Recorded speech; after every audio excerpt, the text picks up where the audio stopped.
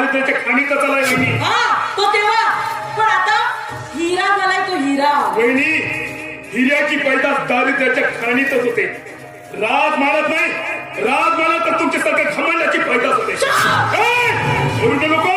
माझ्या भावाच्या कानावर पिचाच करून माझ्यावर ओरडतेस तू. माझी मिजाज काढतेस? भिकाऱ्या, तुझी औकात काय? आज माझी अवकात पण तू आता तोडलीस घमंडे.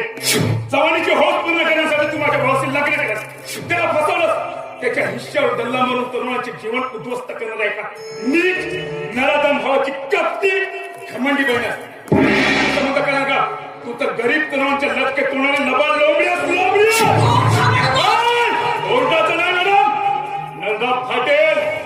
विनामाने काबाड कष्ट करून या जगाचा पोट भरवलेला पोसिद्धाचा पोट आहे.